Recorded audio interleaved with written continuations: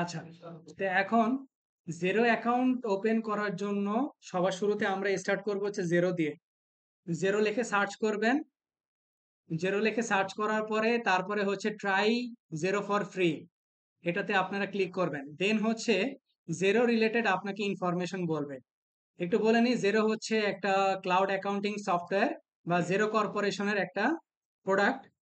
তারা কি করে, cloud based accounting software provide করে। আমরা যদি জিরো লিখে সার্চ করি, এটা এখানে কিছু ইনফরমেশন তারা দিয়ে রাখতেছে আমাদের জন্য। আমরা যদি একটু চেক আউট করি, সেটা হচ্ছে জিরো বলতেছে নিউজিল্যান্ড বেসড একটা টেকনোলজি কোম্পানি।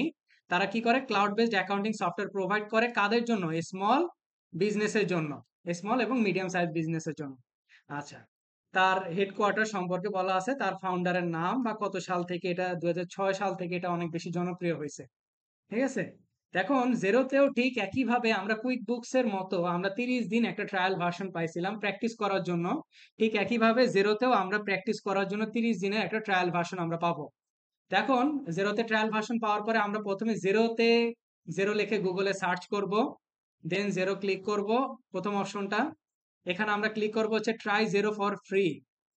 ফ্রিতে ক্লিক করব। এখানে আপনাকে বেসিক্যালি একটা অ্যাকাউন্ট করতে হবে। ফার্স্ট নেম, লাস্ট নেম, একটা ইমেল অ্যাড্রেস দিবে যেটাতে আপনার জিরো ভেরিফিকেশন হয়। তারপরে হচ্ছে একটা ফোন নাম্বার দিতে হবে, অবশ্যই আপনার কাছে যে ফোন নাম্বারটা আছে, অন্য কোনো ফোন নাম্বার না।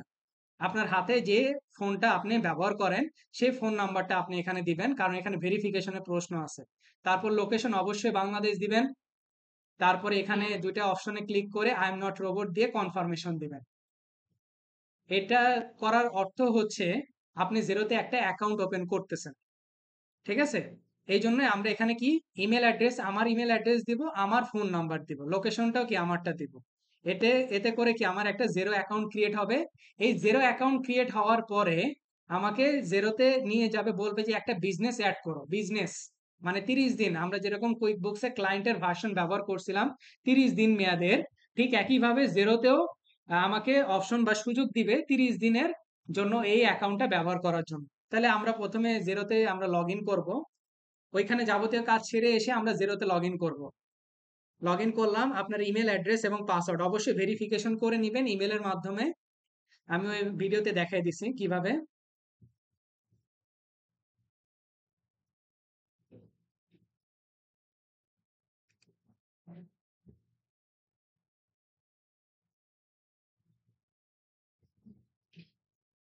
যদি যারা কেউ আগে অ্যাকাউন্টটা ক্রিয়েট করে থাকেন, তাদের এইরকম একটা ইন্টারফেস শো করবে। এটা শো করার অর্থ হচ্ছে আপনি জেরোতে কি কি অ্যাকাউন্ট ক্রিয়েট করছেন, কি নামে, প্রত্যেকটা অ্যাকাউন্টের ডিটেলস গুলো কি এখানে দেওয়া থাকবে।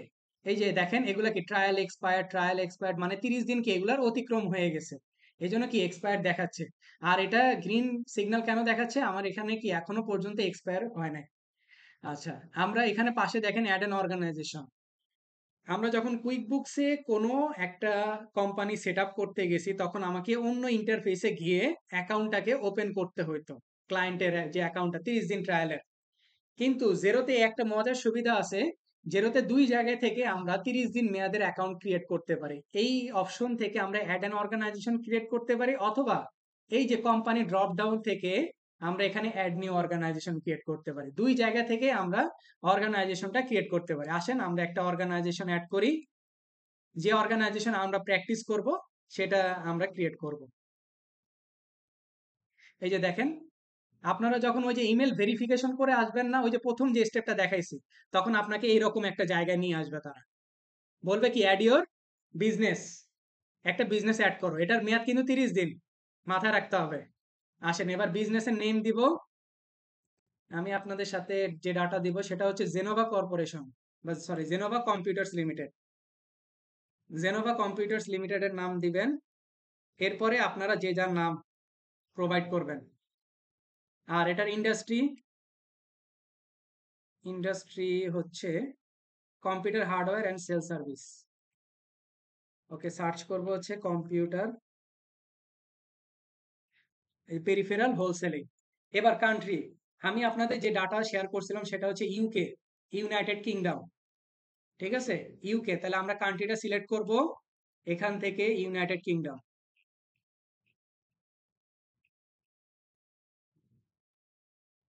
United kingdom. দেখেন যখনই ইউনাইটেড কিংডম দিলাম তখনই আমাকে এখানে কি শো করতেছে, last day of your financial year. আপনার ফাইন্যান্সিয়াল ইয়ারের সর্বশেষ দিন কবে? ইউকে তে ফাইন্যান্সিয়াল পিরিয়ড শেষ হয় হচ্ছে মার্চের 31 তারিখ। এপ্রিলের 1 তারিখ থেকে তাদের নতুন করে ফাইন্যান্সিয়াল ইয়ার শুরু হয়।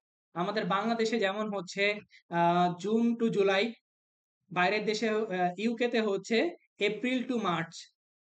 যখনই আমরা এখানে ইউকে দিলাম তখনই আমার এখানে শো করতেছে কি, last day of financial year 31 March. Do you have employee? অবশ্যই আমাদের এমপ্লয়ি আছে। তারপরে are you suggested for VAT? অবশ্যই ভ্যাটের আমরা ক্যালকুলেশন করব। What tool are you currently using to run your business? আপনি আপনার ব্যবসাটা পরিচালনা করার জন্য কি টুল ব্যবহার করেন, কি টুল ব্যবহার করেন? তাই এখানে আমরা তো বাকিরা কই, আচ্ছা আমরা যে কোনোটা দিতে পারি, আমরা আদার দিলেও কোনো সমস্যা নাই। জাস্ট স্টার্ট এ ট্রায়াল। প্রথমে আমরা অ্যাকাউন্ট ক্রিয়েট করছি, এখন আমরা একটা বিজনেস অ্যাড করতেছি, মানে 30 দিন ট্রায়াল ভার্সনে। এই যে দেখেন আমার সামনে একটা ড্যাশবোর্ড ওপেন হয়ে গেছে, যেটা কুইক বুকসে কি বাম পাশে ছিল, তাই না? নেভিগেশন প্যানেলটা কোথায় ছিল? বামে। আর জেরোতে হচ্ছে ডান পাশ উপরের দিকে দেখাচ্ছে। আমরা আরেকটা মজার জিনিস একটু খেয়াল করেন এখানে, তারা আপনাকে বলতেছে already you have 30 days left your trial which includes all feature. আমরা যখন কুইক বুকসে কোন একটা কোম্পানির ট্রায়াল পিরিয়ড দেখতে যাই তখন আমাকে কি করতে হতো, গিয়ার আইকনে যেতে হতো, গিয়ার আইকন থেকে সাবস্ক্রিপশন এন্ড বিলিং এ যাইতে হতো। অথচ জেরোতে আপনাকে উপরেই জিনিসটাকে ইন্ডিকেশন করে দিচ্ছে কতদিন আপনার এই অ্যাকাউন্টের মেয়াদ আছে। 30 দিন পরে কি এক্সপায়ার হয়ে যাবে, আবার ওই রান বিজনেসে গিয়ে আমরা আরেকটা বিজনেস অ্যাড করতে পারি। ওকে, তাহলে জেরো একটু ড্যাশবোর্ডটা একটু আমরা যদি একটু দেখি, এটা হচ্ছে ড্যাশবোর্ডের প্যানেল। তারপরে হচ্ছে বিজনেস, এরপরে হচ্ছে অ্যাকাউন্টিং একটা অপশন, এরপরে হচ্ছে পেরোল, তারপরে হচ্ছে প্রজেক্ট, তারপরে হচ্ছে কন্ট্যাক্ট। আর ডান পাশে হচ্ছে plus new icon, search option, notification panel, কোনো হেল্পের যদি প্রয়োজন হয়, মাল্টি ডটস হচ্ছে আমার যদি কোনো অ্যাপস ইন্টিগ্রেশন। আর এই যে এখানে ছবি অ্যাড করা অর্থ হচ্ছে আমি এই যে প্রথমে যখন জেরো অ্যাকাউন্টটা ওপেন করছিলাম, এর পরবর্তীতে গিয়ে আমি জেরোতে গিয়ে আমি আমার ছবিটা দিছি, এই জন্য ছবি শো করতেছে। আর যেহেতু আপনারা ছবি অ্যাড করবেন না, আপনারা আপনাদের নামের প্রথম অক্ষর দেখতে পাবেন এখানে। আচ্ছা, আজকের ক্লাসটা ম্যাক্সিমামই হবে থিওরিটিক্যাল, কারণ আজকে আমরা শুধু জাস্ট অপশন গুলো বুঝবো, কারণ জিরোতে অপশন হচ্ছে অনেক ঝামেলাজনক জিনিস, যে কোথায় কি আছে সেটা আমরা অনেক সময় খুঁজেই পাবো না। এই জন্য আমাদের অপশন গুলো আজকে বুঝতে হবে। আসেন বিজনেসের আন্ডারে চলে যাই। বিজনেসের আন্ডারে আমাকে কি কি শো করতেছে, short term cash flow, business snapshot, মানে বিজনেসের এক ঝলকে যাবতীয় ইনফরমেশন গুলো দেখা। তারপর হচ্ছে সেলস ওভারভিউ। সেলস ওভারভিউতে হচ্ছে কোটেশন দেওয়া আছে, যেটা আমরা কি করে আসছিলাম ইয়ার ক্ষেত্রে কাস্টমারের আন্ডারে এস্টিমেট, যেটা আমরা এস্টিমেট ওয়ার্ডটা ব্যবহার করে আসি কুইক বুকসে, সেটা হচ্ছে জেরোতে হচ্ছে কোডস, মাথায় রাখতে হবে কিন্তু। তারপরে হচ্ছে অনলাইন পেমেন্ট, পেমেন্ট লিঙ্কস এবং ইনভয়েস। তারপরে পারচেজ ওভারভিউতে কি purchase order, bills to pay, then হচ্ছে expense claim, product and service.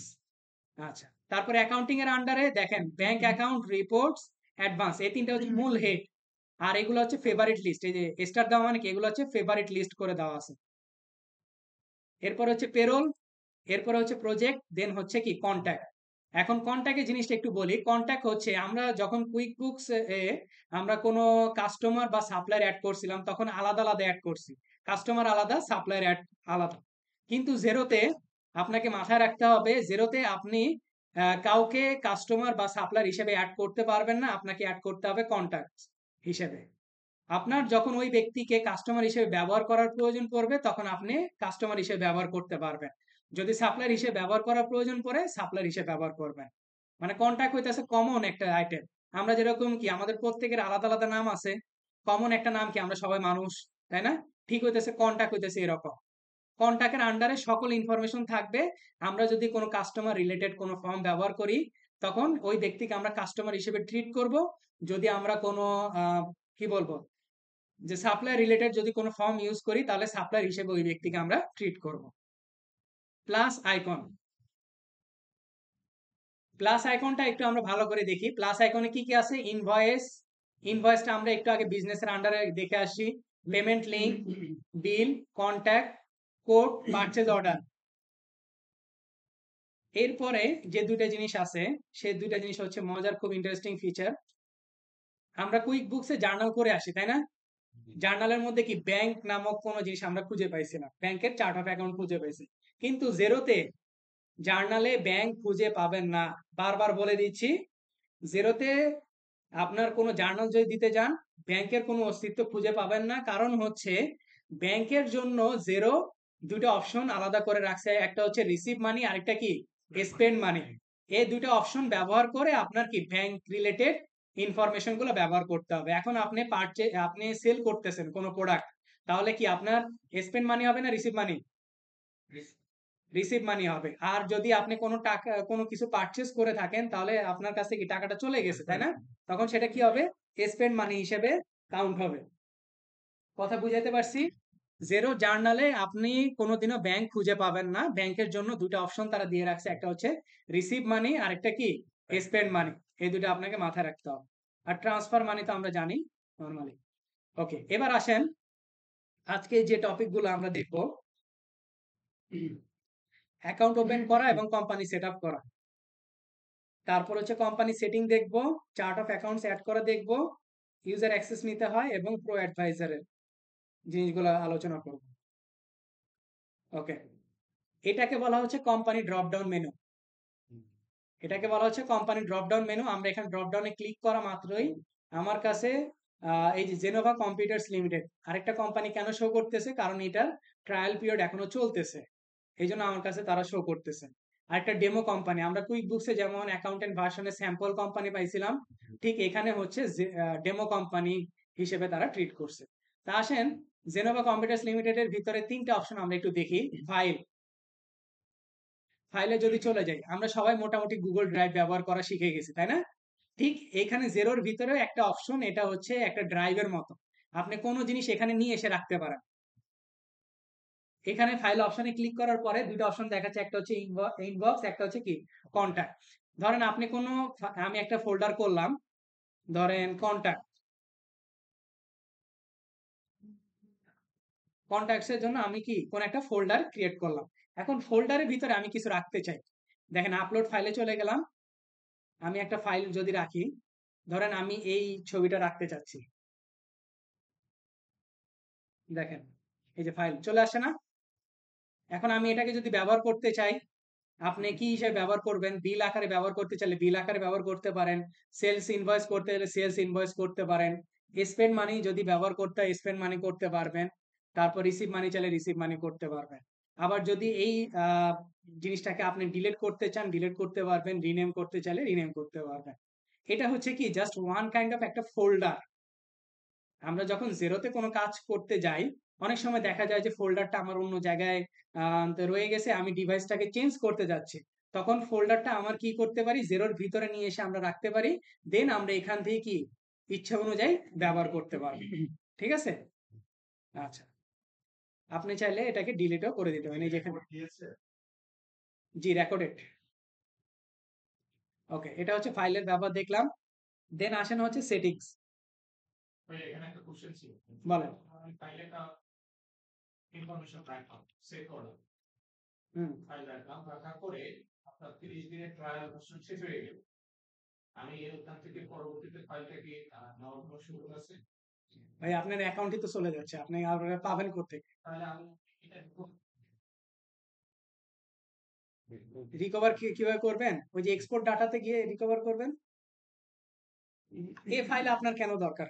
এই ফাইল নিয়ে আসছেন কেন, আগে সেটা বলেন। এই ফাইল নিয়ে আসেন জেরোতে ব্যবহার করার জন্য, তাহলে ব্যবহার করা শেষ, আপনার আর এই ফাইলের কি প্রয়োজন? এখন আপনার ওই ডকুমেন্ট গুলো লাগবে, এখন ওই সেকশনে গিয়ে তো আপনি ডকুমেন্ট গুলো ডাউনলোড করতে পারেন, তাই না? এই ফাইলে তো আর আপনার প্রয়োজন নাই। আচ্ছা, এবার আসেন অর্গানাইজেশন ডিটেলসে আমরা চলে যাব। অর্গানাইজেশন ডিটেলসে যাওয়ার পরে আমাকে এখানে কিছু ইনফরমেশন, যেটা আমরা কুইক বুকসের অ্যাকাউন্টস অ্যান্ড সেটিংসে ছিল সেটা, এই যে এখানে লোগো আপলোড করতে হয়, একটা ডিসপ্লে নেম দিতে হয়, ট্রেডিং নেম, ইন্ডাস্ট্রি যেটা আমরা বাই ডিফল্ট আগে সেট করে আসছি, অর্গানাইজেশনের টাইপ, পার্টনারশিপ, তারপরে যদি কোম্পানি রেজিস্ট্রেশন নাম্বার থাকে দিব, অর্গানাইজেশনের যদি কোনো ডেসক্রিপশন থাকে তাও দিব, পোস্টাল অ্যাড্রেস, তারপরে হচ্ছে এই যে details, physical address, telephone number, email, website, mobile, fax, অনেক কিছু ইনফরমেশন, তাই না? এই ফাইলে যাবেন, আপনাদের ফাইলে আমি প্রত্যেকটা জিনিস আমি রেখে দিছি। কোম্পানি কবে থেকে স্টার্ট হয়েছে, কোম্পানির অ্যাড্রেস, আমরা একটু অ্যাড্রেসটা নিয়ে নিই। সামনে একটা ফ্যান ছেড়ে দাও। ওকে,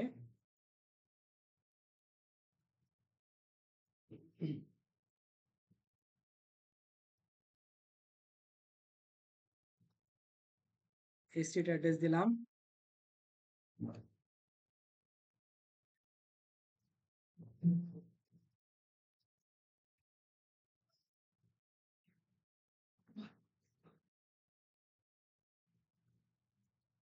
ইউনাইটেড কিংডম। আর আপাতত কিছু দেওয়ার নাই আমার। আমার কাছে ওয়েবসাইট আছে কি? যদি ওয়েবসাইট থাকে আমরা ওয়েবসাইটটাকে কপি করে নিয়ে আসবো।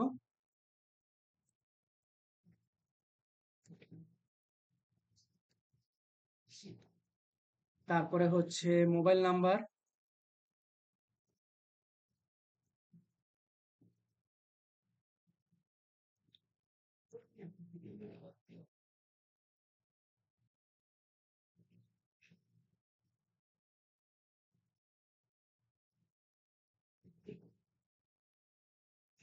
বাহ, আচ্ছা। আর কিছু আছে তার information, partnership, company registration number, company registration নাম্বারটা দিয়ে দিব। ওকে, তারপর ইমেল অ্যাড্রেস,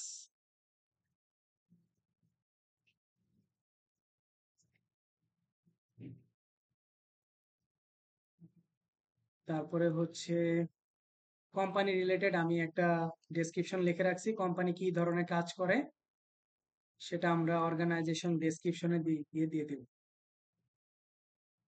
ওকে, আমার আর কিছু দেওয়ার আছে এখানে হচ্ছে আপলোড ফটো, আমি একটা ফটো দিয়ে রাখছি সম্ভবত, ফটো, জেনোভা কম্পিউটার্স।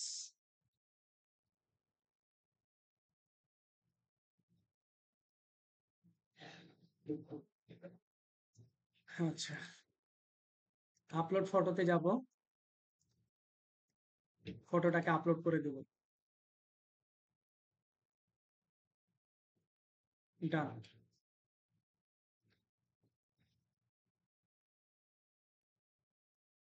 আবার একটু আমরা ব্যাকে চলে যাই, অর্গানাইজেশন সেটিংস আমার ওকে। তাহলে এখান থেকে কি কি দিলাম একটু যদি সামারি করি, আমরা একটা লোগো দিলাম যেটা আপনাদের ফাইলে আমি দিয়ে দিছি, একটা display name, trading name, industry যেটা আমরা প্রথমে বাই ডিফল্ট আকারে দিছি, অর্গানাইজেশন টাইপ, তারপর হচ্ছে রেজিস্ট্রেশন নাম্বার, একটা ডেসক্রিপশন, তারপরে হচ্ছে কন্ট্যাক্ট ইনফরমেশনটা আমরা দিলাম, দেন ইমেল অ্যাড্রেস দিলাম, তার ওয়েবসাইটটা নিয়ে এসে দিলাম, মোবাইল নাম্বারটা।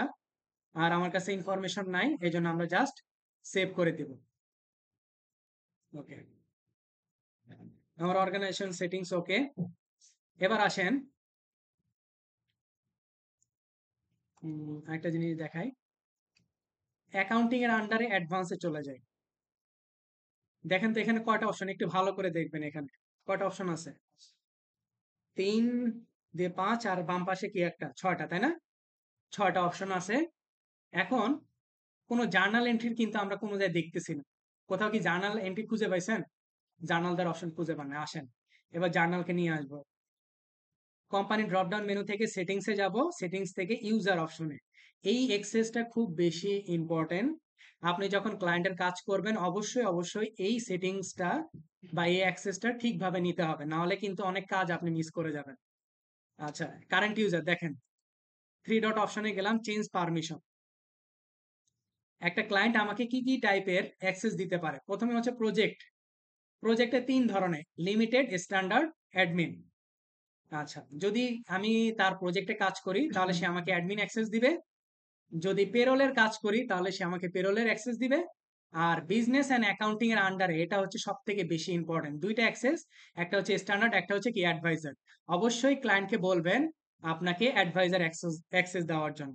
তাহলে অ্যাডভাইজার অ্যাক্সেস নিলে সুবিধাটা কি, আমরা যখন ব্যাংক রিকনসিলিয়েশন করতে যাব তখন একটা অপশন আসবে ক্যাশ কোডিং, অপশনটা আসবে ক্যাশ কোডিং। ক্যাশ কোডিং অপশনটা যদি আসে, আমরা অনেকগুলা 2-3 হাজার ট্রানজেকশন একসাথে আমরা রিকনসিলিয়েশন করতে পারবো জেরোতে। এই অপশনটা পাওয়ার জন্য বেসিক্যালি আমাকে অ্যাডভাইজার রোলটা নিতে হবে। আর যা যা অপশন থাকবে প্রত্যেকটাতে টিক মার্ক দিয়ে আমরা কি করব, আপডেট পারমিশন দিব। এটা হয়েছে না? আপডেট দিয়ে নিলাম না? এবার দেখেন অ্যাডভান্সের এখানে জাস্ট একটু রিলোড দেব, ম্যাজিকের মতো চলে আসছে না? হ্যাঁ, 1 2 3 4 5টা, দুইটা এক্সট্রা আসছে, ফাইন্যান্সিয়াল সেটিংস আসছে, কনভার্সন ব্যালেন্স আসছে, আর এদিক থেকে manual journal, fixed asset, export accounting data. পিছনের যে রেজাল্ট করিম ভাই পাইছেন? হ্যাঁ, আপনাদের কোশ্চেন কোথায় হবে সেটা আমি জানি তো, এজন্য পেশেন্স রাখতে হয়। অ্যাসুরেন্স ড্যাশবোর্ড, তারপর হইতেছে হিস্টোরি অ্যান্ড নোটস। এই জন্যই ক্লায়েন্টকে অবশ্যই বলবেন আপনাকে কি অ্যাক্সেস দেওয়ার জন্য, বিজনেস অ্যান্ড অ্যাকাউন্টিং এর আন্ডারে অ্যাডমিন অ্যাক্সেস দেওয়ার জন্য। ঠিক আছে, অ্যাডমিন অ্যাক্সেসটা দিলে আপনি কি অনেক কিছু সুবিধা পাবেন। এই দেখেন জার্নাল দিতে পারবেন, বা অন্যান্য যে যাবতীয় ফাইন্যান্সিয়াল সেটিংস করতে পারবেন, কনভার্সন ব্যালেন্স অ্যাড করতে পারবেন, এই জিনিসগুলো আপনার সুবিধা থাকবে। ঠিক আছে, আচ্ছা, এটা তাহলে ইউজার সেটিংস, আমরা এখান থেকে সেটিংস এর আন্ডারে অর্গানাইজেশন ডিটেলসটা দেখলাম, ইউজার সেটিংসটা দেখলাম। ওকে,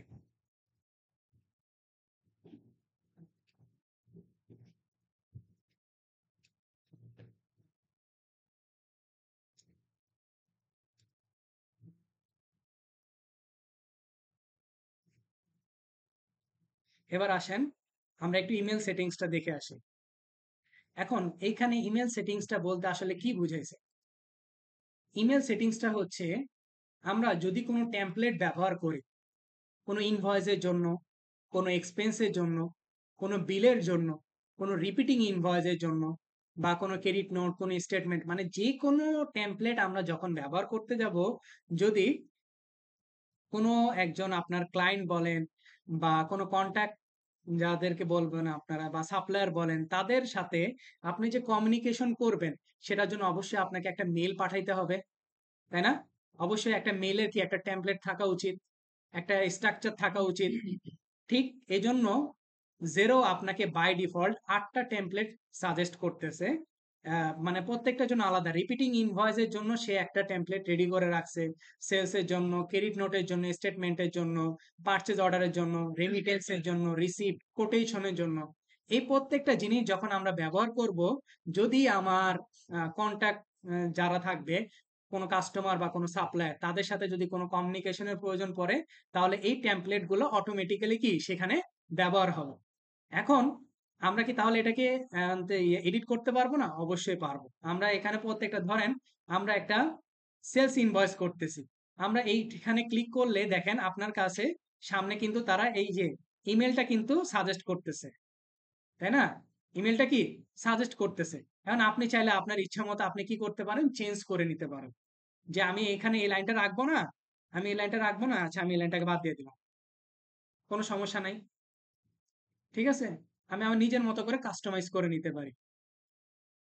কিন্তু জেরো আমাদেরকে বাই ডিফল্ট একটা সুন্দর করে টেমপ্লেট আমাদেরকে সাজেস্ট করে, যাতে করে আমরা একটা ক্লায়েন্টের সাথে কমিউনিকেশনটা খুব সুন্দর করে বিল্ড আপ হয়। ঠিক আছে, যেরকম কুইক বুকসে ছিল, তাই না? কুইক বুকসে আমরা যদি কাউকে ইমেল পাঠাইতে হইতো, ওটা বাই ডিফল্ট সেই ইমেল সেটিংসে থেকেই কি চলে যেত, তাই না? আর একটা মাত্র প্যাটার্ন ছিল, কিন্তু জেরোতে কি করছে, তারা 8টা প্যাটার্ন আপনাকে দিয়ে রাখছে। এখন যদি আপনার আরো করতে মনে চায় যে আমি আরেকটা টেমপ্লেট অ্যাড করব, তাহলে আপনি অ্যাড ইমেল টেমপ্লেট, আপনি কোন টাইপের ইমেল অ্যাড করতে চান। আম, ধরেন আপনি অটো পে, অটো পেমেন্টের জন্য একটা টেমপ্লেট করতে চান, আসেন অটো পে, এই দেখছেন অটো পে এর জন্য যখন ক্লিক করলেন তখন এটা কি আপনার সামনে একটা টেমপ্লেট কিন্তু তারা দিয়ে রাখছে। কথা বুঝাইতে পারছি? এখানেও আপনি আপনার সুবিধা মতো কি চেঞ্জ করে নিতে পারেন। এটা হচ্ছে ইমেলের ব্যবহার। আমরা যখন এই রিলেটেড কোনো ফর্ম আমরা ব্যবহার করব, তখন একটা ক্লায়েন্টের কাছে বা একটা কাস্টমার বা একটা সাপ্লায়ারের কাছে তখন কি হবে, সেই ইনফরমেশনটা চলে যাবে ওই ইমেলের মাধ্যমে। ঠিক আছে, তাহলে এটা হলো আমাদের ইমেল সেটিংস।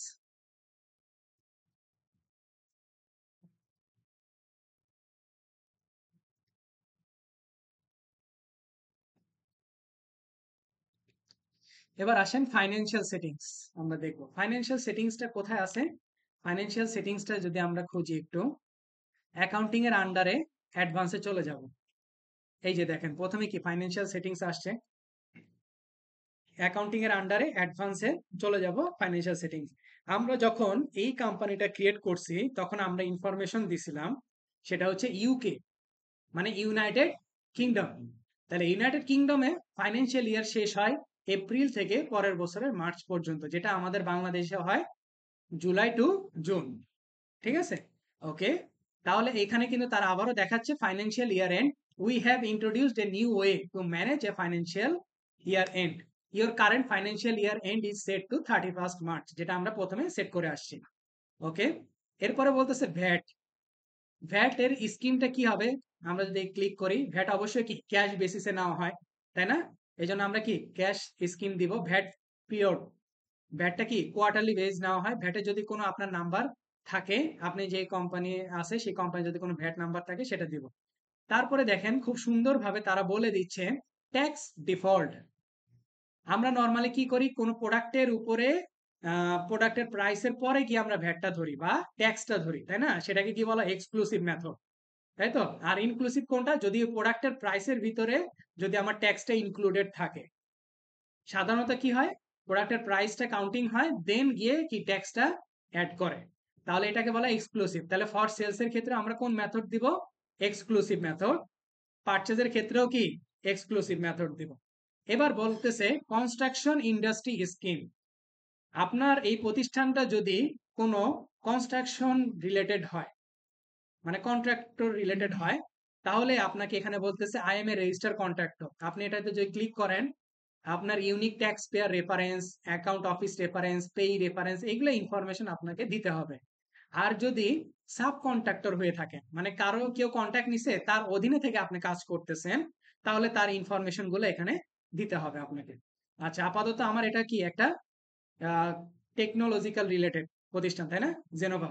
এবার আসেন বেসিকে আমার কিছু নাই, লক ডেট। এই লক ডেটটা হচ্ছে আমার কুইক বুকস এর হচ্ছে ওই যে ক্লোজ পিরিয়ড একটা অপশন ছিল না, close the book. Close the book মানে আর কি, ওই ক্লোজ দ্য বুক করার কারণে কি হইতো, কোনো একজন ইউজার ওই ব্যাক ডেটে গিয়ে সেই ডাটাকে কোনো মডিফাই করতে পারতো না, তাই না? সেটার জন্য দুইটা ওয়ে ছিল, একটা হচ্ছে কি পাসওয়ার্ড সেট করে দেওয়া অথবা ডেট সেট করে দেওয়া, এই দুটো অপশন ছিল। ঠিক ওই ক্লোজ দ্য বুকস সেম জিনিসটাই জেরোতে আছে হচ্ছে লক ডেট নামে। মানে এই লক ডেটটা আর চেঞ্জ করা যাবে না, শুধুমাত্র অ্যাডভাইজার রোল যারা আছে।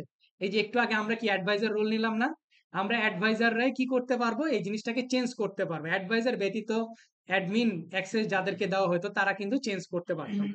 এই জন্যই অ্যাডভাইজার রোলটা অনেক বেশি ইম্পর্টেন্ট। এখানে দুইটা option, stop all user except advisor making changes on and before, মানে অ্যাডভাইজার ব্যতীত সকল ইউজারের জন্য মানে আর কি চেঞ্জ করাটা কি বন্ধ হয়ে যাবে, এটা একটা অপশন। আরেকটা হচ্ছে stop all users making changes on and before, মানে এটা হচ্ছে অ্যাডভাইজার সহ। প্রথমটা ছিল কি অ্যাডভাইজার ব্যতীত বাকি ইউজারদের জন্য বন্ধ করে দেওয়া, দ্বিতীয় অপশনটা হচ্ছে সবার জন্য একবার বন্ধ করে দেওয়া। দুইটা অপশন, ঠিক আছে। এই যে দেখেন, এই যে এখান থেকে কি ডেট, ডেট সিলেক্ট করে দিলেই কি আর ওই ডেটে পিছনে যাবে। আর টাইম জোন, ওই যে আমরা ইউকে দিয়ে সেট করে আসছিলাম, এই জন্য টাইম জোনটা আমার ডারবিনের দেখাচ্ছে। ওকে, আমার আর এখানে কিছু নাই, আমি জাস্ট এখানে সেভ করে দেব। এটা হচ্ছে আমার ফাইন্যান্সিয়াল সেটিংস। তাহলে ফাইন্যান্সিয়াল সেটিংসটা কোথায় পাইলাম আমরা, অ্যাকাউন্টিং এর আন্ডারে অ্যাডভান্সে গিয়ে পেলাম। আর ইনভয়েসটা বা অন্যান্য যে সেটিংস গুলো, অর্গানাইজেশন সেটিংস গুলো আমরা কোথায় পেলাম, কোম্পানি ড্রপ ডাউন থেকে সেটিংস এর আন্ডারে অর্গানাইজেশন সেটিংসটা পেলাম, ইমেল সেটিংসটা পেলাম। ক্লিয়ার? এই অপশনগুলো মাথায় রাখতে হবে। তারপরে অ্যাক্সেস, অ্যাক্সেসও কিন্তু আমরা কোথায় পাইলাম, অর্গানাইজেশন সেটিংসে। কোম্পানি ড্রপ ডাউন মেনু থেকে সেটিংস এর আন্ডারে ইউজার্সে গেলে আমরা কি পাবো, অ্যাক্সেসের বিষয়টা নিতে পারবো। ঠিক আছে। আচ্ছা,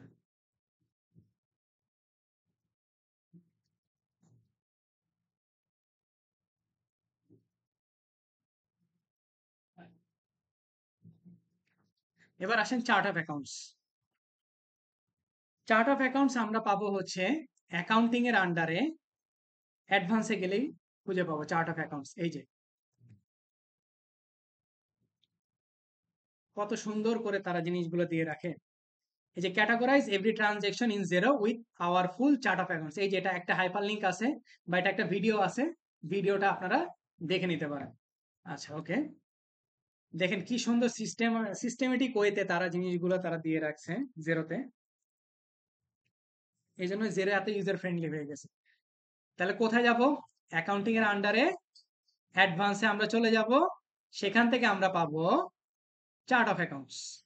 এখন আসেন, চার্ট অফ অ্যাকাউন্টসে তারা শুরুতে আহ 5টা অপশন দিচ্ছে। প্রথমে বলতেছে অ্যাড অ্যাকাউন্ট, দেন আবার বলতেছে অ্যাড ব্যাংক অ্যাকাউন্ট। মানেটা কি ভাই? ব্যাংক অ্যাকাউন্ট ব্যতীত অন্য যা যা অ্যাকাউন্ট আছে সেগুলো আমরা কিসের মাধ্যমে করব, অ্যাড অ্যাকাউন্টের মাধ্যমে করব। আর শুধুমাত্র ব্যাংকের, হোক সেটা debit card, credit card, savings account, checking account, current account, যে অ্যাকাউন্টই হোক, ব্যাংক জিনিসটা আছে রিলেটেড, সেটা আমরা কিসের মাধ্যমে দিব, অ্যাড ব্যাংক অ্যাকাউন্টের মাধ্যমে দিব। হ্যাঁ, অ্যাড অ্যাকাউন্টটা হচ্ছে আমার asset, liability, equity, expense, revenue সবকিছুর জন্য, শুধুমাত্র ব্যাংক ব্যতীত। ব্যাংক অপশনটাকে তারা আলাদা করে দেখাইছে, ব্যাংকের কাজগুলো আমরা আলাদা গিয়ে অ্যাড করব। হুম, অবশ্যই। ওই জন্য তো বললাম, checking account, savings account, current account, debit card, credit card, যাবতীয় ব্যাংকের অ্যাকাউন্টগুলো আমরা সব অ্যাড করব ব্যাংক অ্যাকাউন্টের মাধ্যমে।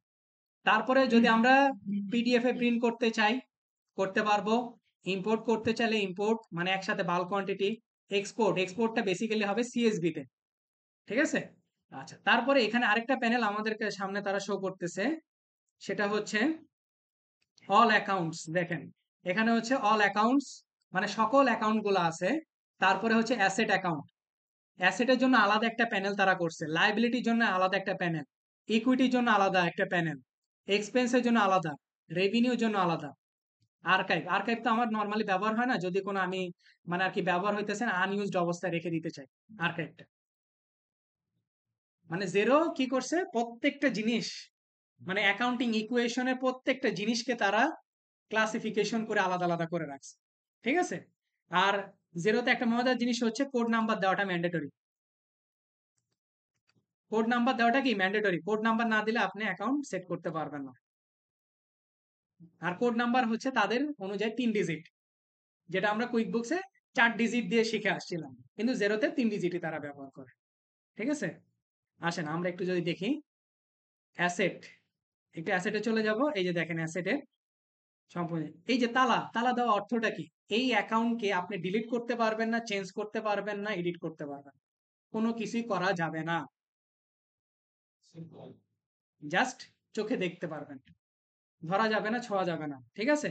লাইবিলিটিতে গেলে, হ্যাঁ হ্যাঁ, এটা হচ্ছে এই যে লক, লাইবিলিটি, তারপর হচ্ছে ইকুইটি, এক্সপেন্স, রেভিনিউ। কেউ কি খেয়াল করছেন কুইক বুকস কয়টা আমাদের by default chart of accounts দেয়? হ্যাঁ, 72, আর জেরো দেয় হচ্ছে 86, 86 ম্যাক্সিমামই ক্রিয়েট করা থাকে। ঠিক আছে। আচ্ছা, ওকে। আমরা এবার একটু চার্ট অফ অ্যাকাউন্টস অ্যাড করি, তাই না? তাহলে আরেকটু ভালো করে বুঝতে পারবো। আরবিএস ব্যাংক, একটা ব্যাংক অ্যাকাউন্ট অ্যাড করব। কোথায় চলে যাব, অ্যাড ব্যাংক অ্যাকাউন্ট। এইখানে কান্ট্রি কি ইউনাইটেড কিংডম দিয়ে আসছিলাম না, ইউনাইটেড কিংডমের ফেমাস ব্যাংকগুলো আমাকে এখানে সাজেস্ট করবে। যদি না পাওয়া যায় এখান থেকে সার্চ করে আমরা খুঁজে নিতে হবে। যেহেতু আমরা কি করতেছি, ম্যানুয়ালি করতেছি, আমাদের কাছে কোনো ব্যাংক নাই, আমরা চলে যাব ডান পাশের কর্নারে add without bank feed, continue দিব। এখানে আমাকে অ্যাকাউন্ট ডিটেলস গুলো, ব্যাংকের নেম দিতে বলতেছে, আরবিএস ব্যাংক। অ্যাকাউন্টের নেম কি? RBS bank checking account. অ্যাকাউন্টের টাইপ ক্রেডিট কার্ড কি? এটা না, ক্রেডিট কার্ড না, এটা হচ্ছে আধার। অ্যাকাউন্ট নাম্বার, অ্যাকাউন্টের নাম্বার একটা আপাতত বাই ডিফল্ট দিয়ে দিই। আচ্ছা, অ্যাকাউন্ট কোড, এই যে কোড নাম্বারটা, একটু আমরা চার্ট অফ অ্যাকাউন্টসে গিয়ে দেখি আমার অ্যাসেটের জন্য কত। অ্যাসেটে চলে যাব, 6-7, 6-7, তাই না? 650 দিন, একটা গ্যাপ আছে বিশাল বড়। 650, কারেন্সি হচ্ছে জিবিপি। ব্যাংকের জন্য অপশনাল রাখছে, কিন্তু অন্য জায়গায় অপশনাল পাবা না। আচ্ছা, অ্যাড ব্যাংক অ্যাকাউন্ট, একটু আমরা যদি অ্যাসেটে চলে যাই, 650 আরবিএস ব্যাংক। সবকিছু কি ঠিক আছে?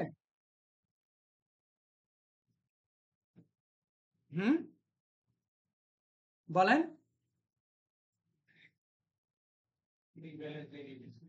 এক্স্যাক্টলি, ওপেনিং ব্যালেন্স দেওয়ার কিন্তু কোনো অপশন। তাহলে এখন ওপেনিং ব্যালেন্স কেমনে দিব?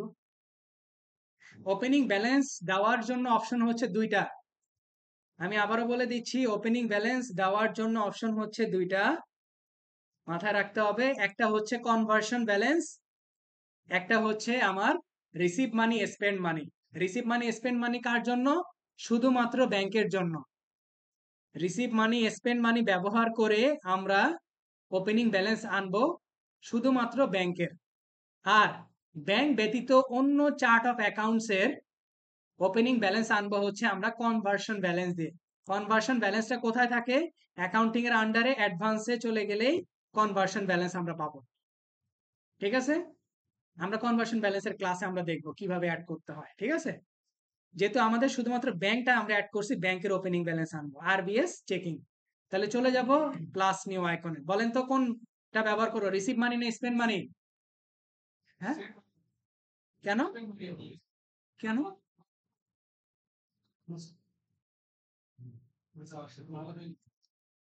ভালো করে চিন্তা করেন ভাই, আমি চার্ট অফ অ্যাকাউন্টস অ্যাড করতেছি ভাই, খরচে চিন্তা পরে, আগে ব্যালেন্স আনবো তো। ব্যালেন্স নিয়ে আসবো না, ব্যাংকে ব্যালেন্স আনতে হবে না আমার? ব্যালেন্সটা কি আগে কিসের মাধ্যমে আনবো? রিসিভ মানি দিয়ে তো আনবো। স্পেন্ড মানি তো আমার ব্যাংকে চলে যাচ্ছে, আগে তো আমার রিসিভ মানি করে আনতে হবে না জিনিসটা। রিসিভ মানিতে যাব, রিসিভ মানিতে আমার ব্যাংক একটাই অ্যাড করা আছে, অ্যাড দিয়ে নেক্সটে চলে যাব। এইখানে ফ্রম ধরে নিলাম মালিক নিয়ে আসছে, ওনার। এই যে দেখেন নিউ কন্টাক্টে চলে গেলাম। আমার এটা শুরু হচ্ছে 2022 না? ওকে, ডেটে ক্লিক করব 2022 জানুয়ারি। আচ্ছা, 1 তারিখে দিয়ে রাখলাম, সমস্যা নাই। ডেসক্রিপশনে লিখবো হচ্ছে ওপেনিং ব্যালেন্স, ব্যালেন্স কোয়ান্টিটি কয়টা হবে বলেন তো? 1। আর ইউনিট প্রাইসটা হবে কি, ওই যে যে টাকার অ্যামাউন্টটা 1803.90। এই যে ব্রিটিশ পাউন্ড তো সেট করাই আছে। অ্যাকাউন্ট কি হবে বলেন তো? চার্ট অফ অ্যাকাউন্ট কি হবে এটার বিপরীতে? আচ্ছা, জার্নালটা চিন্তা করেন না, তাহলেই তো হয় ওপেনিং ব্যালেন্স।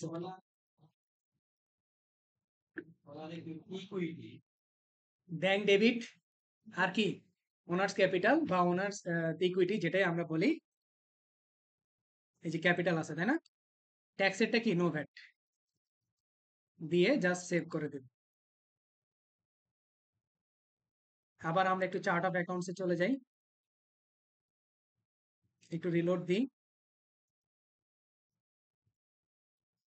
এই যে দেখেন 1803.90। ঠিক আছে, কথা বুঝাইতে পারছি? এইভাবে আমরা কি করতে পারি, একটা ব্যাংকের চার্ট অফ অ্যাকাউন্টস একটা অ্যাড করতে পারি, করে আমরা ব্যাংকের ক্রেডিট কার্ড যদি হতো তখনই না আমার স্পেন্ড মানি, তাই না? ক্রেডিট কার্ড হইলে তো আমার কি, আমার পকেট থেকে আগেই আমি অ্যাডভান্সে মাইনাস করতেছি, তারপরে যখন পেমেন্ট করতাম তখন সেটা কমে গিয়ে প্লাস হয়ে ইকুয়ালাইজেশনে আসতো। কিন্তু আমার এখানে তো হচ্ছে আমার চেকিং অ্যাকাউন্ট মানে কারেন্ট অ্যাকাউন্ট, কারেন্ট অ্যাকাউন্টে আমি ব্যালেন্স আনবো ওপেনিং এ, তাহলে আমার কিসের মাধ্যমে আনতে হবে, রিসিভ মানি দিয়ে আনতে হবে। ওকে, আমরা একটা ক্রেডিট কার্ড অ্যাড করি।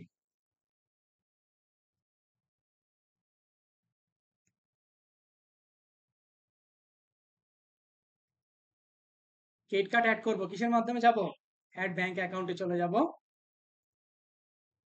Add without bank feed.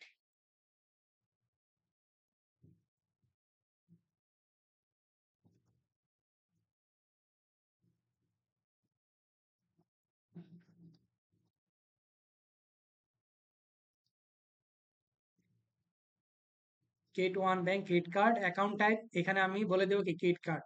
Credit কার্ডের আমরা সবাই জানি লাস্টে 6 ডিজিট লাগে, তাই না? ওকে, এবার ক্রেডিট কার্ড কি আমার লায়াবিলিটি না? আসেন একটু লায়াবিলিটি পার্টে যাই। লায়াবিলিটি কত দিয়ে স্টার্ট হয়েছে, 8 আর 9, তাই না? 870 দিই একটা, 870 দিয়ে আমরা কি করব, অ্যাড অ্যাকাউন্টে চলে যাবো। লায়াবিলিটি যাই, কত অ্যাড করছিলাম, আসে নাই, delete লাগবে। ও সরি, এই যে 870, কারণ এটা তো ব্যাংক, এই জন্য অ্যাসেটের প্যানেলে দেখাচ্ছে, কিন্তু দেখেন ফিগারটা কি মাইনাস আসবে, কিসের মাধ্যমে, কিসের মাধ্যমে আসবে বলেন? আমরা এবার প্লাস নিউ আইকন থেকে কি দিব, স্পেন্ড মানি, স্পেন্ড মানি ব্যবহার করব। আচ্ছা, ক্রেডিট কার্ড ওয়ান ব্যাংক, ব্যাংকটাকে সিলেক্ট করলাম, ক্রেডিট কার্ডটাকে সিলেক্ট করলাম, তারপরে ধরে নিলাম ওনার নিয়ে আসতেছে ব্যালেন্স গুলা,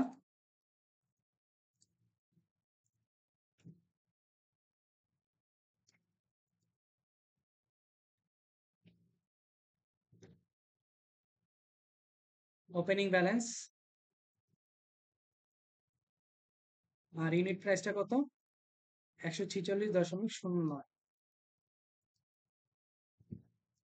আর অ্যাকাউন্ট নাম কি হবে, ক্যাপিটাল, তাই না?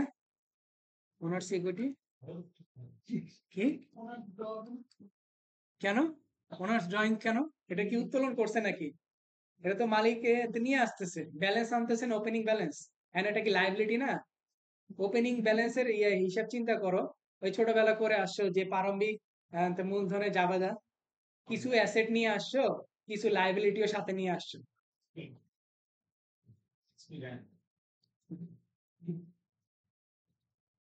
আচ্ছা, এবার আমরা আবার একটু রিলোড দিই, দেখেন অ্যাসেটের ওই জায়গাটা মাইনাস দেখাবে, এই যে দেখছেন মাইনাস দেখাচ্ছে না? কারণ ক্রেডিট কার্ডের নরমাল কি ওপেনিং ব্যালেন্সটা কি মাইনাস। আচ্ছা, এভাবে করে আমরা কি করতে পারি, চার্ট অফ অ্যাকাউন্টস অ্যাড করতে পারি। আসেন এরপরে আরেকটা অ্যাকাউন্ট অ্যাড করি,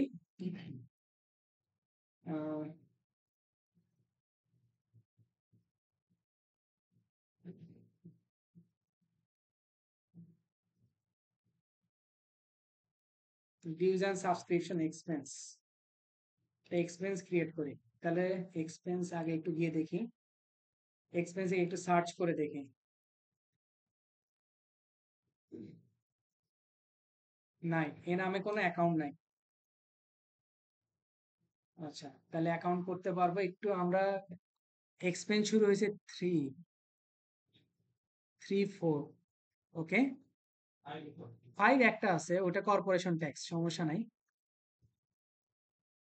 উম, এই যে অ্যাকাউন্টের নাম্বার গুলো কিন্তু ক্লায়েন্টে বলে দিবে, ঠিক আছে, এটা নিয়ে আমরা এত টেনশন, 350 দিয়ে অ্যাড করবো। এখন আমরা কি কি দিয়ে করবো, অ্যাড ব্যাংক অ্যাকাউন্ট না অ্যাড অ্যাকাউন্ট, অ্যাড অ্যাকাউন্টে চলে যাব, এই যে অ্যাকাউন্ট টাইপ, একেবারে আমার কি এটা এক্সপেন্স, তাই না?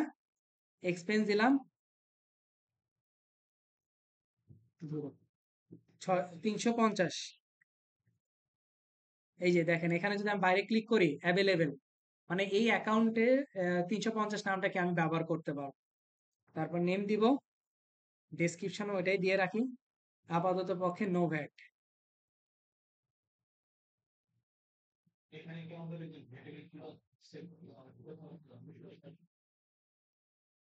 ভ্যাট আমরা ম্যানুয়ালি গিয়ে যখন এই চার্ট অফ অ্যাকাউন্ট ব্যবহার করব, যেখানে গিয়ে ওইখানে গিয়ে আমরা ভ্যাট ঠিক করব। ঠিক আছে, এটা নিয়ে আমাদের টেনশনের কিছু না। আচ্ছা, এবার 350, এই যে 350, ঠিক আছে, এক্সপেন্স আকারে নো ভ্যাট। এখন আপনি আবার চাইলে এডিট করতে চাইলে আবার এখানে ক্লিক করেন, দেখবেন আপনার এই সেম ইন্টারফেসটা চলে আসে, সবই চেঞ্জ করা যাবে। এইখানে তিনটা অপশন আমি একটু বলে নিই। সেটা হচ্ছে show on dashboard watch list. আমি কি ড্যাশবোর্ডে এই জিনিসটা দেখতে চাই?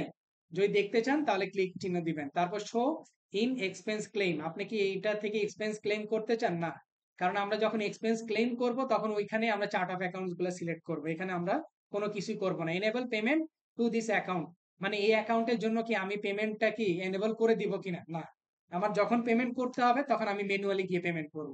এই জন্য এই তিনটার কোনোটাই আমি টিক চিহ্ন দিব না। ঠিক আছে, এডিট করতে চাইলে প্রত্যেকটা এডিট করে আবার সেভ করতে পারে। আর ওপেনিং ব্যালেন্সটা এটা এখন দেখাবো না, এটা কনভার্সন ব্যালেন্সের ক্লাসে দেখাবো। ঠিক আছে। আচ্ছা, এবার আসেন ইম্পোর্ট করা। কিভাবে প্রিন্ট করবেন একটু দেখি। আমরা অল অ্যাকাউন্টসে চলে যাব, অল অ্যাকাউন্টসে যাওয়ার পরে প্রিন্ট পিডিএফ দেওয়া মাত্রই আমার সামনে এই যে সকল চার্ট অফ অ্যাকাউন্টস এর লিস্ট চলে আসবে।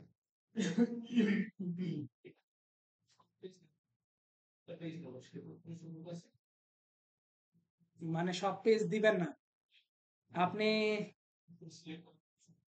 আচ্ছা,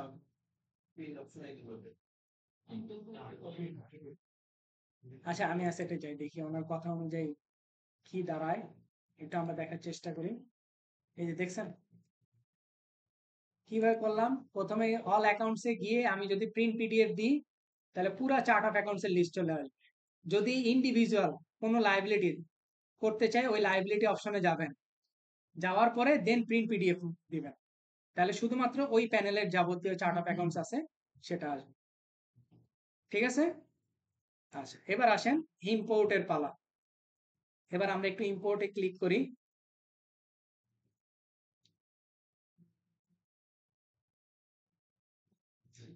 ইম্পোর্ট, এখানে কিছু ইনফরমেশন তারা আমাকে দিয়ে রাখতেছে। What system are you importing from, আপনি কোন সিস্টেম ব্যবহার করে ইম্পোর্ট করতেছেন? Xero. Does the file you importing contain account balance, মানে সেই ইম্পোর্টকৃত ফাইলে আপনার কি কোনো ব্যালেন্স আছে কিনা। এটা আমি সাজেস্ট করবো আপনাদের নো রাখাটাই বেস্ট। ঠিক আছে, ইয়েস দেওয়ার দরকার নাই। তারপর এখানে হচ্ছে সিলেক্ট দ্য ফাইল, আমরা ফাইল যদি সিলেক্ট করতে পারি। ডান পাশে কিছু তারা আমাকে উদাহরণ হিসেবে দিচ্ছে, example file chart of account CSB file for VAT registered company. আপনার এই কোম্পানিটা যদি ভ্যাট রেজিস্টার হয় তাহলে তার জন্য চার্ট অফ অ্যাকাউন্টস একরকম তারা দিয়ে রাখছে। Chart of account CSB file non VAT registered company, যদি আপনার এই কোম্পানিটা ভ্যাট রেজিস্টার্ড কোম্পানি না হয় তার জন্য চার্ট অফ অ্যাকাউন্টস এর ফরম্যাট একরকম। এটাকে কি বলা হচ্ছে? এক্সাম্পল ফাইল, যেটা আমরা কুইক বুকসে কি হিসেবে স্যাম্পল ফাইল, এটা জিরোতে কি এক্সাম্পল ফাইল। আর কিছু নিচে টিপস দিচ্ছে তারা, টিপসে কিছুই না, আপনাকে সিএসভি ফরম্যাটে আপলোড করতে হবে। আর আরেকটা মোস্ট ইম্পর্টেন্টলি কথা, আমরা যখন কুইক বুকসে কোনো স্যাম্পল ফাইল ডাউনলোড করি, করার পরে কি হয় সেখানে যাবতীয় ইনফরমেশন গুলো শুধু কলামের হেডটাকে ঠিক রেখে নিচের ইনফরমেশন গুলোকে ডিলিট করে দিই, কিন্তু জিরোতে সেটা করা যাবে না। জিরোতে আপনার যখন এই এক্সাম্পল ফাইলটা ডাউনলোড করবেন, যা যা ইনফরমেশন আছে প্রত্যেকটা ইনফরমেশন ওইভাবেই রাখতে হবে। যদি কোনো কারণে ডিলিট করে দিয়ে আপনি ইম্পোর্ট করেন দেখবেন যে আপনার চার্ট অফ অ্যাকাউন্টস নাই। এটাই টিপসে বলছে তারা। ঠিক আছে, এই জন্য কোনো ইনফরমেশন ডিলিট করা যাবে না। তাহলে যেহেতু ভ্যাট রেজিস্টার্ড কোম্পানি, আমরা এটাকে ক্লিক করব, হাইপার লিঙ্কে ক্লিক করা মাত্রই সিএসভি ফাইলটা আমাকে দিবে তারা। এই যে দেখেন,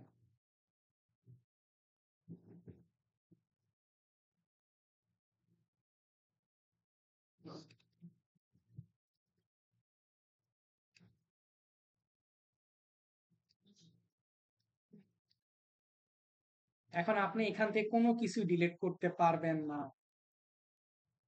এন্ড আপনার কোনো জিনিস অ্যাড করার প্রয়োজন, ধরেন আমি একটা যে কোনো একটা চার্ট অফ অ্যাকাউন্টস অ্যাড করি। হেলথ ইন্স্যুরেন্স, হেলথ ইন্স্যুরেন্স আমি অ্যাড করব। দেখি এক্সপেন্সে আমরা একটু খেয়াল করে আসি, এক্সপেন্সটা কই, হেলথ ইন্স্যুরেন্স খেয়াল করেন তো আপনারা, health insurance depreciation, health insurance নাই তাই না? আচ্ছা, মোট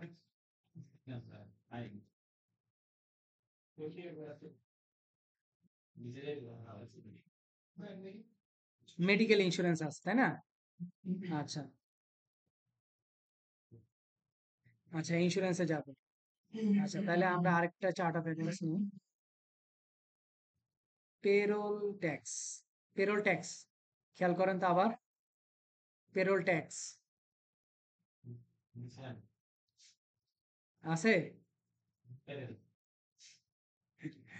আচ্ছা, পেরোল ট্যাক্স ওকে, নাই এ পর্যন্ত না, ওভারহেড পর্যন্তই তো, পেরোল ট্যাক্স নাই। এখন এইখানে দেখেন আমি তাহলে কি করতে পারি, আমি একটা চার্ট অফ অ্যাকাউন্টস অ্যাড করব। দেখেন এখান থেকে আমি আরেকটা ইনসার্ট সেলে নিলাম, নিচেরটাকে ধরি। এখন আমি কি করব, হেলথ ইন্স্যুরেন্স কেন আসলো, পেরোল ট্যাক্স নিব না,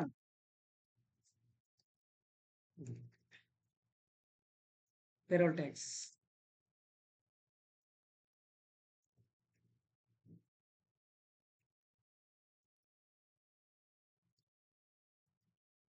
ওকে। এবার এটা চার্ট অফ অ্যাকাউন্টস দিলাম হচ্ছে 501, ঠিক আছে? এটা কি আমার এক্সপেন্স তাই না? এক্সপেন্স ওকে, বা তাদের এখান থেকে ফরম্যাট থেকে আমি একটু নামটা কপি করে নিয়ে আসি, তাহলে একটু ভালো হবে।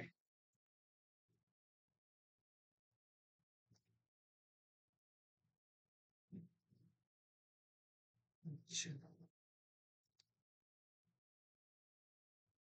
এই লেখাটাকে কপি করে নিয়ে আসলাম, নো ভ্যাট। আর আমার আপাতত বাকি কলাম গুলো দেওয়া কি ম্যান্ডেটরি না? আমার তিনটা চারটা কলাম ম্যান্ডেটরি, দেখছো? এই যে code, name, type, tax code, এই চারটা কলাম ম্যান্ডেটরি, আর বাকি কোনো কিছু আমার ম্যান্ডেটরি না, ঠিক আছে? আচ্ছা, এই যে পেরোল ট্যাক্স কত সেট করছি মনে রেখো, 501 তাই না? আমি এটাকে সেভ করে দিলাম ওকে। এবার আসেন ইম্পোর্ট করব। ইম্পোর্টে ব্রাউজে চলে যাব, যেখানে রাখছি ডেস্টিনেশন থেকে নিয়ে আসব, ইম্পোর্ট ওকে।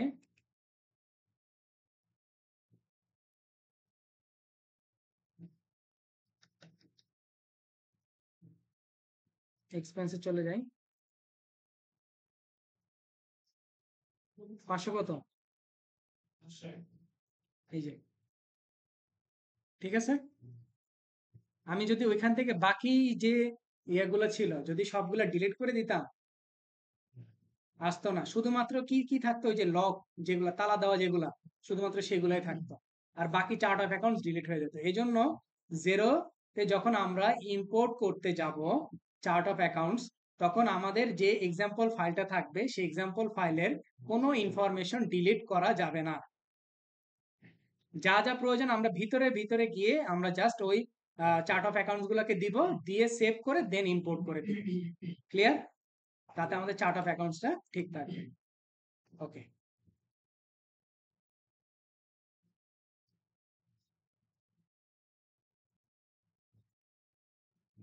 ওকে, তাহলে আজকে বেসিক্যালি আমরা যে টপিকগুলা প্রথমে দেখলাম হচ্ছে কিভাবে জেরোর অ্যাকাউন্ট ওপেন করতে হয় বা একটা কোম্পানি সেট আপ করতে, সেটা একটা আবার আরেকবার একটু রিভিউ করে দিলাম।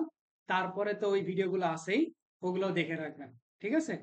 আচ্ছা, তারপরে কোম্পানি সেটিংস দেখলাম কিভাবে একটা ইউজার সেটিং করতে হয় বা অ্যাক্সেস নিতে হয়, কিভাবে একটা অর্গানাইজেশনের ডিটেল গুলো আমাকে লিখতে হয়, তারপরে ইমেল কিভাবে সেট করতে হয়, তারপর হচ্ছে ফাইন্যান্সিয়াল কিভাবে সেটিংস গুলো নিতে হয়। দেন হচ্ছে আমরা চার্ট অফ অ্যাকাউন্টস দেখলাম কিভাবে ম্যানুয়ালি অ্যাড করতে হয় এবং ইম্পোর্ট করতে হয়। আচ্ছা, তারপরে হচ্ছে কিভাবে ক্লায়েন্টের কাছ থেকে ইউজার অ্যাক্সেস নিব সেটাও আমরা শিখলাম। এবার আসেন প্রো অ্যাডভাইজারে।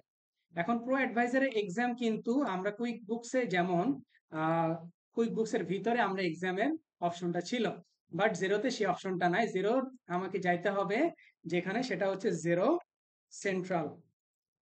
জেরো সেন্ট্রাল দেখে সার্চ করব সবাই। সেখানে আমরা জেরো সেন্ট্রালে যে অপশনটা থাকবে প্রথম অপশনটাতে ক্লিক করব।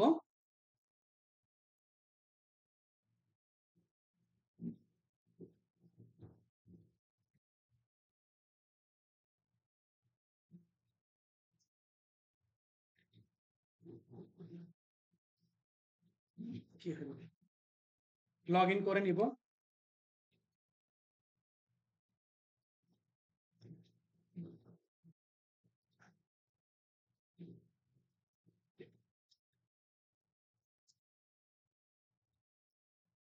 আর জেরোতে মাল্টি ফ্যাক্টর অথেন্টিকেশন নামক একটা অপশন আছে, মানে একটা অ্যাকাউন্টটাকে কিভাবে সেভ এবং সিকিউর রাখা যায়।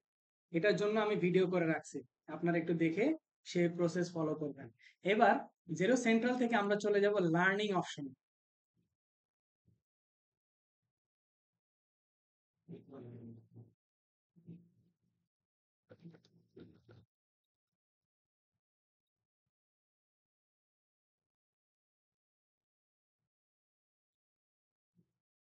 নেট অনেক ফাস্ট চলতেছে। তারপর হচ্ছে চলে আসবো জেরো সার্টিফিকেশন। এই যে জেরো সার্টিফিকেশন, এখানে মাই সার্টিফিকেশন মানে আমি একটা সার্টিফিকেশন অ্যাচিভ করছি, এই জন্য 1 দেখাচ্ছে। আপনাদেরটা 0 দেখাবে। যদি এক্সাম দিয়ে পাস করেন তাহলে 1 দেখাবে। জেরো অ্যাডভাইজারে এখানে আপনার সার্টিফিকেটটা আসবে, এখান থেকে আপনারা প্রিন্ট করে নিতে পারেন। আর ব্যাচ, ব্যাচটা হচ্ছে যদি আপনার এক্সট্রা কোনো এক্সাম আপনি জেরোর ভিতরে দেন, আমি যেরকম দুইটা দিছি, একটা হচ্ছে জেরো অ্যাডভাইজার 2024 রেকটিফিকেশন, মানে 2024 সালে যতগুলো আপডেট হয়েছে সে প্রত্যেকটা আপডেট আমি পাস করছি, এই জন্য আমাকে তার একটা ব্যাচ দিছে। আরেকটা হচ্ছে মাইগ্রেশন। মাইগ্রেশন হচ্ছে আমি জেরো থেকে অন্য কোনো সফটওয়্যার বা অন্য সফটওয়্যার থেকে আমি জেরোতে আসতে পারি, তাদের এক্সামে এই রিলেটেড আমি পাস করছি বিধে তারা আরেকটা ব্যাচ দিছে। সার্টিফিকেট কিন্তু একটাই, সার্টিফিকেটের মেয়াদ বলে দিচ্ছি 1 বছর। আচ্ছা, এখন এক্সাম কোথায় দিব, একটু স্ক্রল করে নিচের দিকে চলে আসলে পাবো হচ্ছে সার্টিফিকেশন, জেরো অ্যাডভাইজার সার্টিফিকেশন। এখানে আপনারা ক্লিক করবেন। ক্লিক করার পরে আপনাদের সামনে 3টা অপশন আছে। আমি 3টা অপশন একটু সুন্দর করে বলে দিই। যে যেটাতে পারবেন সে সেটাতে এক্সাম দিবেন। প্রথমটা হচ্ছে Xero advisor certification self paced. এখানে লেখা আছে হচ্ছে 8 আওয়ার্স, 8 ঘন্টা। ঠিক আছে, ওকে। এই সেলফ পেজটা হচ্ছে আপনার প্যারাগ্রাফের মতো, প্রত্যেকটা প্যারাগ্রাফ পড়বেন, প্রত্যেকটা লেসন পড়বেন। আর ওইখানের যে যে অ্যান্সার গুলো তারা চায় কোশ্চেন করবে, কোশ্চেন অ্যান্সার গুলো দিয়ে চলে যাবেন। এখানে আপনার প্রত্যেকটা কোশ্চেন 100% রাইট হতে হবে, কোনো 80%, 90%, 98% চলবে না। যা কোশ্চেন আসবে সেইগুলা দেখেন। যদি আমি এটাকে ওপেন করি, এই যে এখানে দেখেন 12টা, 1 2 3 4 5 6 7 8 9 10 11 12টা। এখন 12টার ভিতরে আবার মনে করেন না, এখানে ড্রপ ডাউনে ক্লিক করলে এই যে সবগুলো, আবার ড্রপ ডাউনে ক্লিক করবেন, এই যে। ঠিক আছে, প্রত্যেকটার ভিতরে ভিতরে অনেকগুলো সেকশন আছে, প্রত্যেকটা সেকশন পড়বেন, তার অ্যান্সার গুলো দিবেন। ক্লিয়ার? ওকে। তারপরে হচ্ছে জেরো অ্যাডভাইজার সার্টিফিকেশন ওয়েবিনার, মানে আপনার সাথে জেরোর একজন ব্যক্তি কানেক্টেড থাকবে, আপনাকে কোশ্চেন করবে, আপনি সেই কোশ্চেনের অ্যান্সার গুলো দিবেন। এটার জন্য প্রদত্ত টাইম হচ্ছে 8 আওয়ার্স। ঠিক আছে, আমরা যারা এক্সপার্ট লেভেল তারা এটা দিই। আরেকটা হচ্ছে ফাস্ট ট্র্যাক। ফাস্ট ট্র্যাকটা হচ্ছে, এটার ক্ষেত্রে আরেকটু বলে নিই, এখানেও আপনার 100% অ্যান্সার হইতে হবে। এই দুইটাতে আপনার 100% কোশ্চেন ঠিক থাকতে হবে, না হলে আপনি সার্টিফিকেশন পাবেন। একটাও যদি মিসিং থাকে তাও আপনি সার্টিফিকেশন পাবেন। দেন হচ্ছে ফাস্ট ট্র্যাক। ফাস্ট ট্র্যাকটা হচ্ছে একেবারেই যারা এক্সপার্ট লেভেলে কাজ করে তাদের জন্য। এখানে সময় হচ্ছে 1 ঘন্টা, আপনার 30টা কোশ্চেন থাকবে, আপনাকে 80% মার্ক অ্যাচিভ করতে হবে। যদি আপনি একবার কোনো কারণে এটাতে ফেল করেন তাহলে এই অ্যাকাউন্টে আর কোনোদিনও ফাস্ট ট্র্যাক এক্সাম দিতে পারবেন না। ঠিক আছে, এটা হচ্ছে আপনি যেটাই দেন না কেন সার্টিফিকেট ওই একটাই নামেই আনবে। মাধ্যম তিনটা, ওই তিনটা। একটা হচ্ছে 8 ঘন্টা নিজে নিজে বসে থেকে পড়ে দেওয়া, একটা হচ্ছে 8 ঘন্টা আরেকজনের সাথে কমিউনিকেট করে দেওয়া, তারপরে হচ্ছে আরেকটা হচ্ছে কি 1 ঘন্টার ভিতরে 30টা কোশ্চেন অ্যান্সার দিতে হবে। যদি আপনি দিতে পারেন 80% পান, দেন আপনি সার্টিফিকেট পাবেন। আর ওই দুটাতে 100% পাইতে হবে। এই তিনটা ওয়ে হচ্ছে আপনাদের সার্টিফিকেশনের জন্য। এখন যে যেটাতে সুইটেবল সেই সেটাতে এক্সাম দেবেন। ওকে, দ্যাটস ইট। আজকের মতো এখানেই পরিসমাপ্তি।